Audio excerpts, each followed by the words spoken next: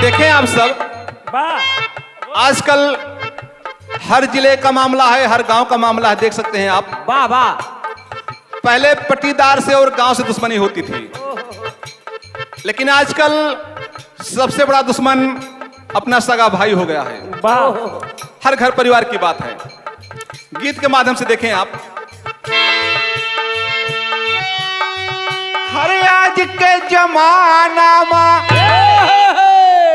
लड़े सग भाई कोर्ट कचहरी जाई, हर कोर्ट कचहरी जाई, गूंगा बहिरा बाने बाप माई कोर्ट कचहरी जाई, गूंगा बहरा बाने बाप माई कोर्ट कचहरी जाई, गूंगा बहरा बाने बाप माई कोर्ट कचहरी जाई, गूंगा बहरा बाने बाप माई कोर्ट कचहरी जाए। कुछ ठीक माता पिता कुछ गद्दार हो, कुछ ठीक माता पिता कुछ गद्दार हो, कुछ ठीक माता पिता कुछ गद्दार हो, परिवार बिगड़ा घर के मालिक जिम्मेदार हो, परिवार बिगड़ा घर के मालिक जिम्मेदार हो, परिवार बिगड़ा घर के मालिक जिम्मेदार हो।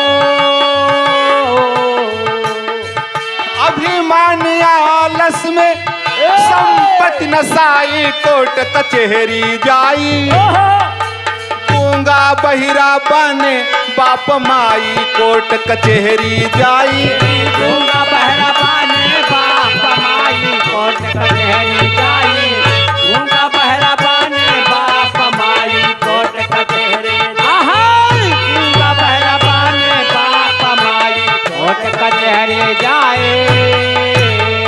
विशेष तौर से झगड़ा उस परिवार में है जहां माता पिता न्याय नहीं करते, किसी एक पक्ष में काम करते हैं, घरेलू हिंसा वहीं होती है, हत्या तक हो जा रही है।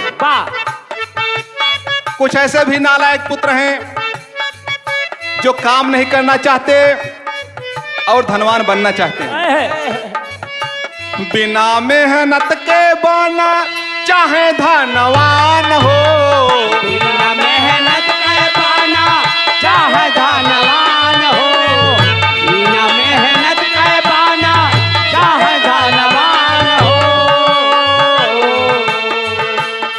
बैंक से कर्जा लेके खोले हुए दुकान हो, बैंक से कर्जा लेके खोले हुए दुकान हो, बैंक से कर्जा लेके खोले हुए दुकान हो,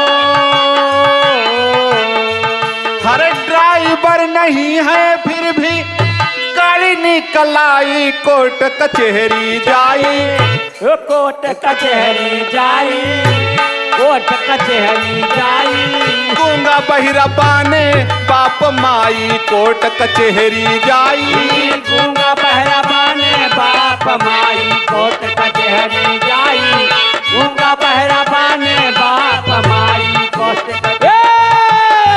गूंगा बहरा बाने बाप माई कोर्ट कचहरी जाए। दूसरे का पागल समझे खुदा है गंवारावा, दूसरे का पागल समझे खुद है गंवारावा, दूसरे का पागल समझे खुद है गंवारावा, कर्जा मांगे वाले ढूंढे संझा सवेरावा, कर्जा मांगे वाले ढूंढे संझा सवेरावा, कर्जा मांगे वाले ढूंढे संझा सवेरावा, अरे झूठ बोल कसम खा के मुंह लटकाई कोर्ट कचहरी जाई, ओ कोर्ट कचहरी जाई, ओ कोर्ट कचहरी जाई गूंगा बहिरा बने बाप माई कोर्ट कचहरी जाई गूंगा बहरा बने बाप माई कोर्ट कचहरी जाई गूंगा बहरा बने बाप माई कोर्ट कचहरी जाई। कुछ लोग ऐसे भी हैं, काम करते नहीं, बैंक से लोन लेते हैं, कर्ज भर नहीं पाते, उसको सोच करके परेशान होते हैं, सुसाइड कर लेते हैं, मर जाते हैं। ऐसे कलंकी लोग परिवार में ना हो तो अच्छा है।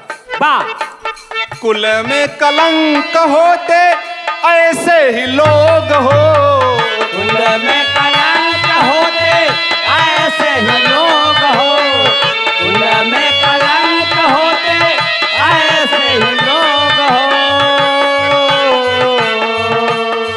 उनकी बेटी बेटा दुल्हन रहे दुख भोग हो, बेटी बेटा दुल्हन राहे दुख भोग हो उनकी बेटी बेटा दुल्हन राहे दुख भोग हो। हर कहें जय नारायण उनको शर्म न आई कोर्ट कचहरी जाई कोर्ट कचहरी जाई कोर्ट कचहरी जाई गूंगा बहिरा बने बाप माई कोर्ट कचहरी जाई गूंगा बहरा